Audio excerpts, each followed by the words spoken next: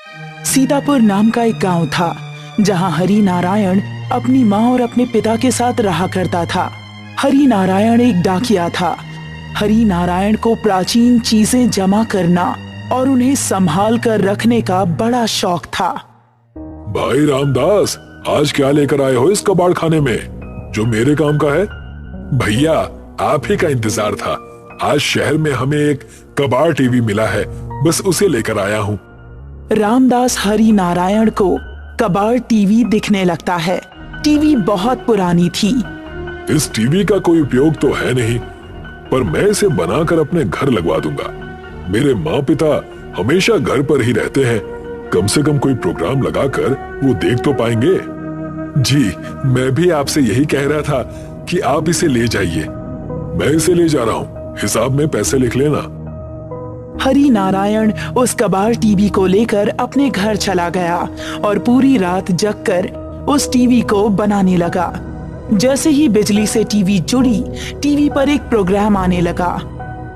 हमारे साथ देखिए वखरा नखरा ससुराल। हरि नारायण के माता पिता दोनों वहां पर आ गए। ये तो बड़ा अच्छा किया बेटा तुमने इसे लाकर। ए जी, चुप रहिए और फिल्म देखने दीजिए।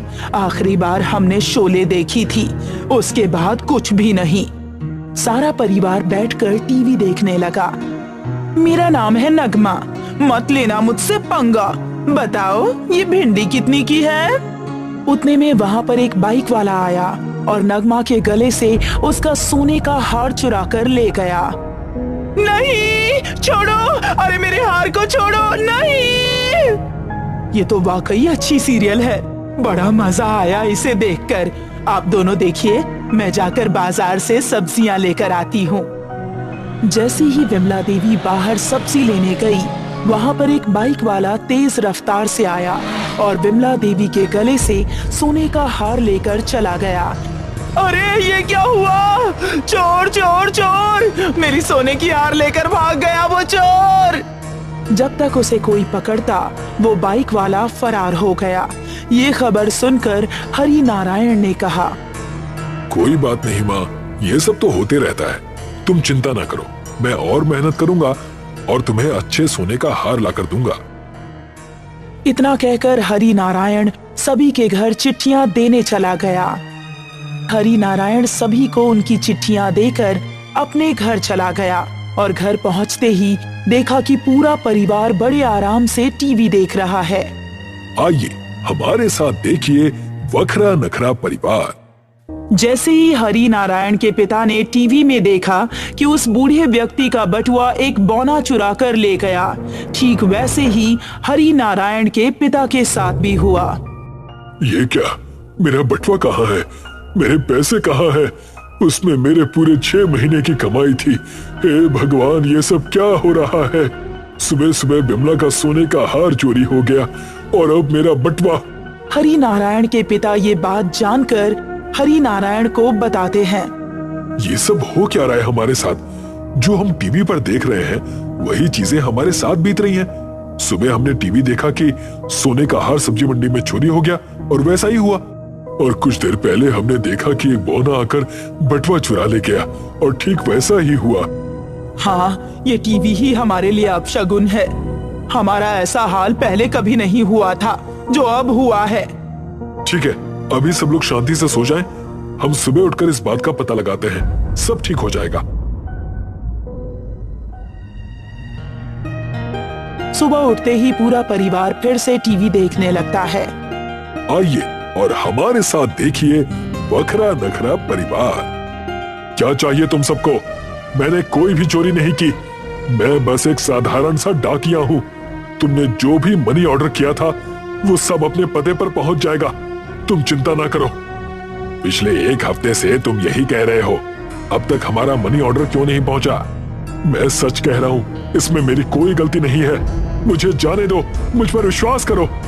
उतने में हरि नारायण ने सुना कि कई लोग उसके घर के बाहर दरवाजे पर शोर कर रहे हैं। हरि नारायण अपने घर के दरवाजे की तरफ जाता है और देखता है गांव वाले ये कह रहे हैं कि हरि नारायण एक चोर है। ये तुम लोग कैसी बातें कर रहे हो? मैंने किसकी चोरी की है? मैं तो अपना काम पूरी ईमानदारी से करता हूँ। झूठ बोलते हो, तुम एक बेईमान डाकिए हो। मेरे चाचा जी ने 2 हफ्ते पहले जो अनाथालय के बच्चों के लिए मनी ऑर्डर भेजा था वो मुझे आज तक नहीं मिला। ऐसा बिल्कुल नहीं है, मैं तो तुम्हारे घर स्वयं मनी ऑर्डर देकर आया था। नहीं, ये बिल्कुल झूठा है। मेरी बात का विश्वास करो, हरि नारायण झूठ बोल रहा है। वैसे तो मैंने मनी ऑर्डर तुम तक पहुंचा दिया था, लेकिन पता नहीं तुम ऐसा क्यों बोल रहे हो।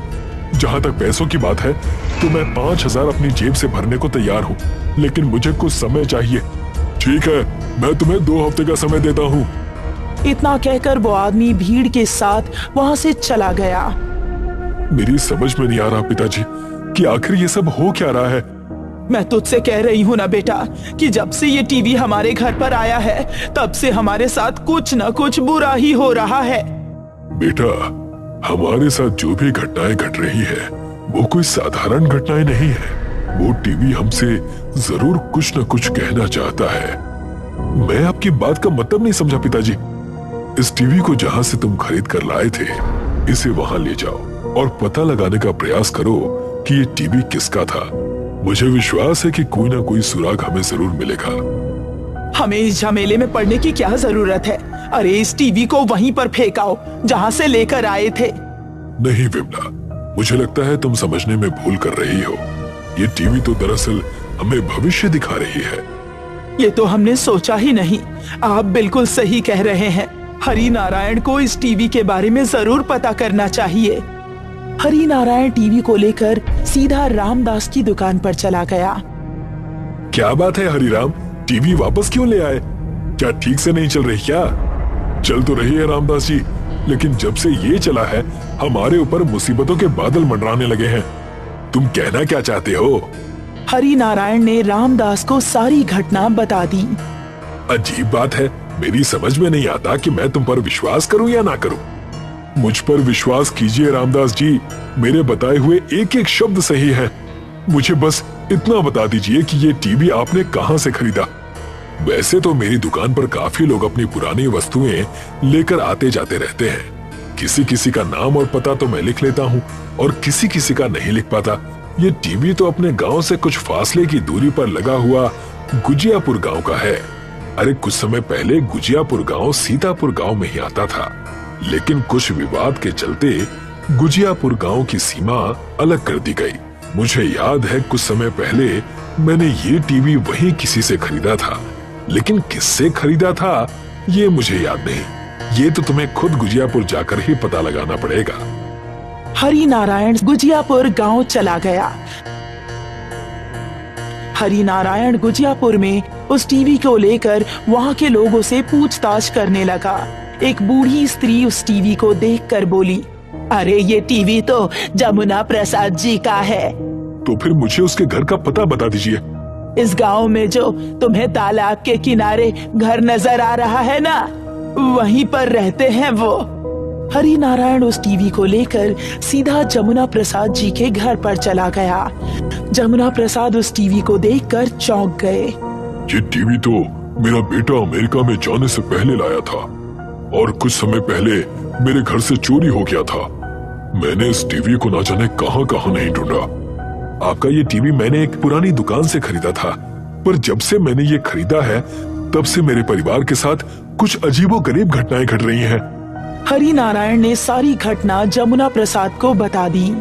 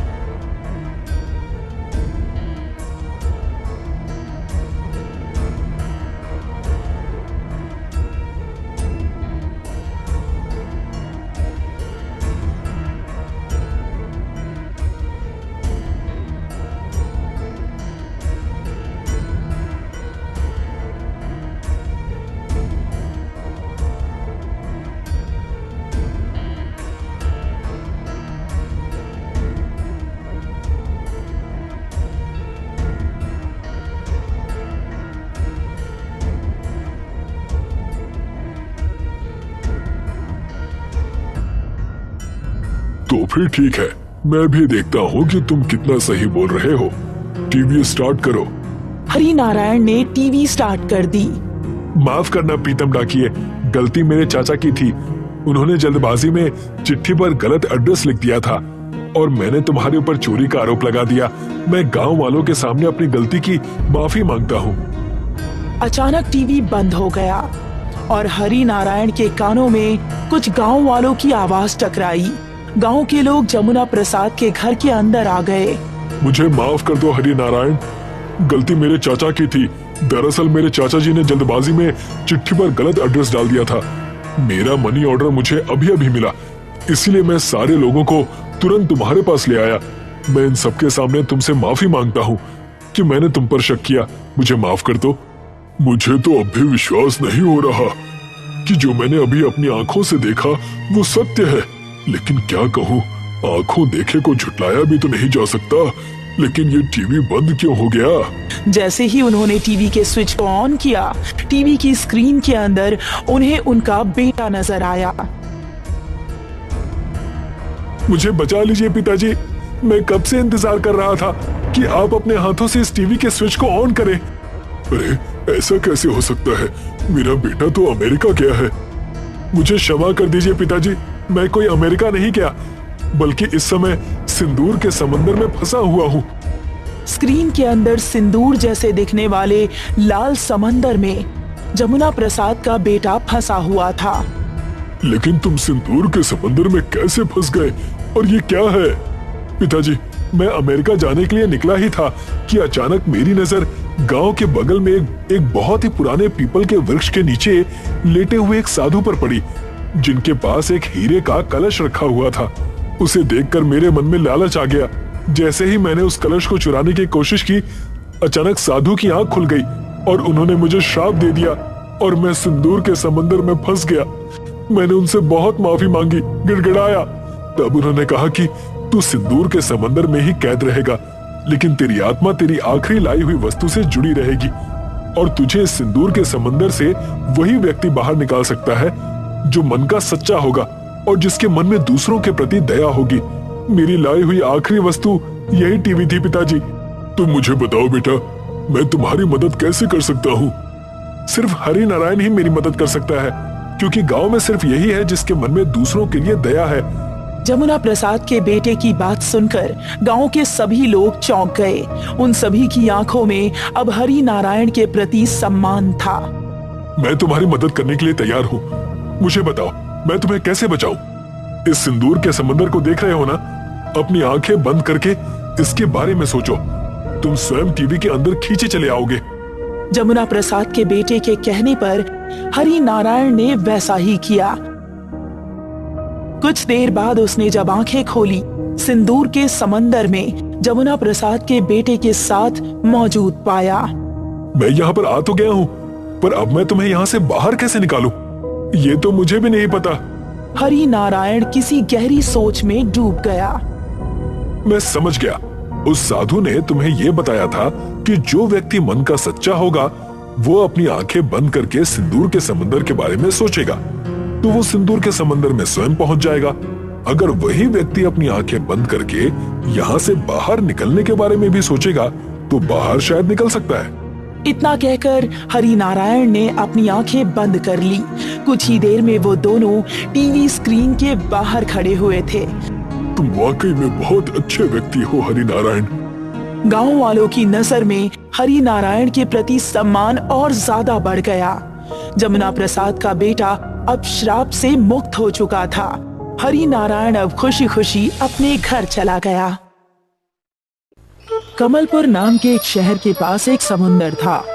उस शहर में कुछ मछुआरे रहा करते थे जो मछली पकड़कर उन्हें बेचकर अपना घर चलाया करते थे।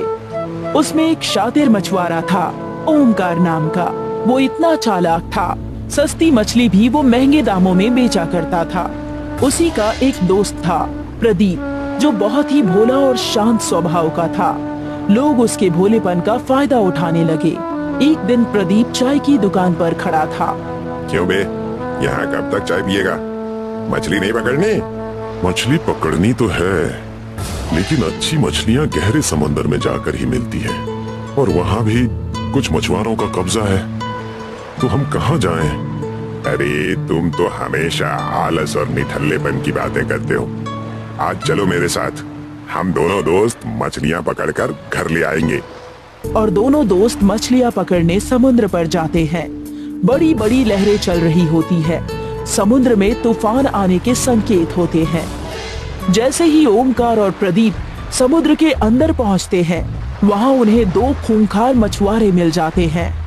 अरे ये देखो, वहां से दो और मछुआरे आ रहे हैं। लगता है इन्हें भी मछलियां पकड़नी है, इसीलिए ये इतने गहरे समंदर तक आ गए हैं। हमें इन्हें यहाँ से भगाना होगा, वरना ये दोनों ही हमारी मछलियां ले जाएंगे।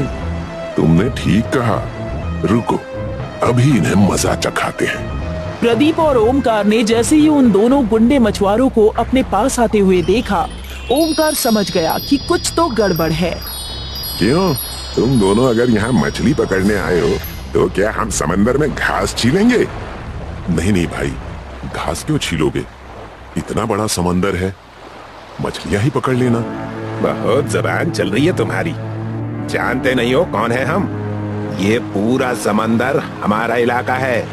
ओमकार ने यहाँ चतुराई के साथ जवाब दिया और कहा, अरे आप दोनों तो गुस्सा हो रहे हैं, ये तो कुछ भी बोलते रहता है। हम जितनी भी मछलियां पकड़ेंगे उसकी आधी हम आपको दे देंगे। इससे आप भी खुश और हम भी खुश। तुम हमें समझदार लगते हो। चलो, तुम्हारी समझदारी के कारण हम तुम्हें अपने साथ रख लेंगे, लेकिन इस लड़के को भगाओ यहाँ से, वरना इसकी नाव तोड़कर इसे हम समंदर में कहीं का नहीं छोड़ेंगे। उन मछुआरों की बात सुनकर ओमकार खुश हो गया।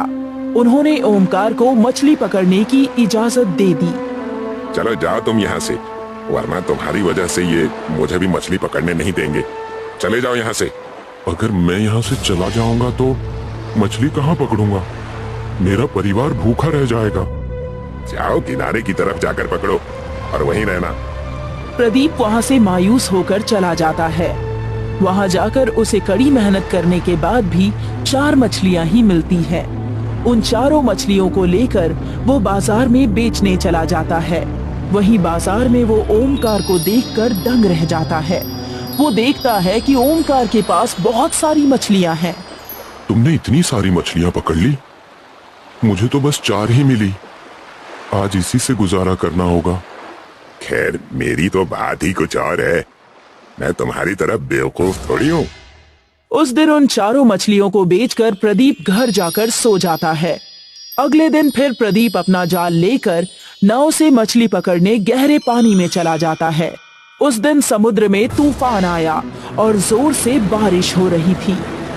ज्यादा तूफान और जोखिम की वजह से समुद्र खाली था, लेकिन अपने परिवार को पालने के लिए प्रदीप जोखिम उठा लेता है।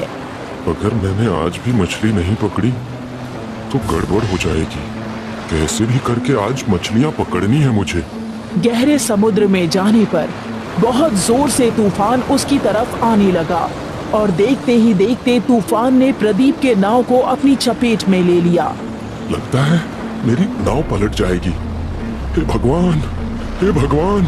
आ, आ, आ, आ, आ, आ, आ। समुद्र के तूफान खत्म हो जाने के बाद जब प्रदीप की आंखें खुली तो वो दंग रह गया। उसने देखा कि वो किसी अलग ही दुनिया में है। पूरा समुद्र उसे शहद का दिखाई दे रहा है। मोटी मोटी मछलियां समुद्र में तैर रही है। ये मेरे साथ क्या हो गया? कहीं मैं कोई सपना तो नहीं देख रहा हूँ? मेरी नाव कहाँ है? प्रदीप अपनी नाव के पास जाता है और समुद्र से खूब सारी मोटी और तंदुरुस्त मछलियां पकड़ लेता है। यहाँ तो खूब सारी मछलियां हैं और सभी मछलियां बड़ी बड़ी और एकदम तंदुरुस्त। भगवान, तेरा लाख लाख शुक्र है। प्रदीप सारी मछलियां लेकर बाजार में बेचने जाता है। वहीं उसे ओमकार नजर आता है, जिसकी टोकरी में सिर्फ 4 ही मछलियां होती है और प्रदीप की टोकरी पूरी मछलियों से भरी हुई रहती है। ताजा ताजा मछलियाँ, सस्ते में मछलियाँ। हाँ, और ये वाली कितने की थी? और ये कितने की है? अच्छा, कुछ ही मिनट में प्रदीप अपनी सारी मछली बेच देता है। ओमकार को ये बात हजम नहीं होती, लेकिन कुछ दिन ऐसे ही चलता रहता है। प्रदीप हमेशा मीठे समुद्र में जाता है और मछलियां पकड़कर बेचता है। देखते ही देखते कुछ दिन बीत गए। ओमकार ने एक दिन जलन के मारे प्रदीप का समुद्र में पीछा किया। प्रदीप रोज की तरह मीठे समुद्र में जा ही रहा होता है कि तूफान आ गया और ओमकार की आंखें ये देखते ही दंग रह गई। प्रदीप को तूफान में जाता देख ओमकार भी उसी तूफान में चला गया। कुछ ही देर में दोनों मीठे समुद्र में पहुंच गए। अच्छा, तो ये है तुम्हारे ज्यादा मछली पकड़ने का राज। यहाँ से तुम अमीर हो रहे हो और लोगों को बेवकूफ बना रहे हो। तुम यहाँ कैसे? चले जाओ यहाँ से। इस समंदर को मैंने ढूंढा है। चले जाओ और एक भी मछली छूना मत। अरे बेवकूफ, तुम मछलियों के पीछे पड़े हो। यहाँ देखो, इतने सारे शहद और मीठे शक्कर के पत्थर पड़े हैं। अगर मैं इन्हें बाजार में बेचूंगा तो माला माल हो जाऊंगा। क्या मतलब? जरा ध्यान से देखो। इस जगह तुम्हें जो भी चीज नजर आ रही है, ये सब मछली से ज्यादा महंगे और खूब सारे हैं। अगर मैं इन्हें एक बार में ले जाकर बाजार में बेच दूं, सारी उम्र मुझे कुछ नहीं करना पड़ेगा। लेकिन तुम लालच कर रहे हो। मछलियों से हमारा व्यापार अच्छा चल जाता है। खामखा हम इतनी लालच क्यों करें? तुम चुप रहो और अपना काम करो। प्रदीप की एक ना सुनकर ओमकार शहद और सारी चीजें लूटने लगता है कि उतने में ही वहाँ बहुत सारी मधुमक्खियाँ आ जाती है और उसे शहद और मीठे समुद्र को लूटता देख उसे काटने लगती है। अरे बचाओ, अरे बचाओ, हे भगवान, बचाओ, बचाओ। प्रदीप उसी समय अपने आप को छुपा लेता है और ओमकार को देखकर हंसने लगता है। लो, ये लो लालच का नतीजा। मिल गया ना प्रसाद तुम्हें, और बनो अमीर। इसी के साथ मीठे समुद्र की मदद से प्रदीप मछलियां बेचकर अमीर हो जाता है। ओमकार को उसकी लालच की सजा मिल गई थी और प्रदीप और उसका परिवार खुशी खुशी रहने लगे।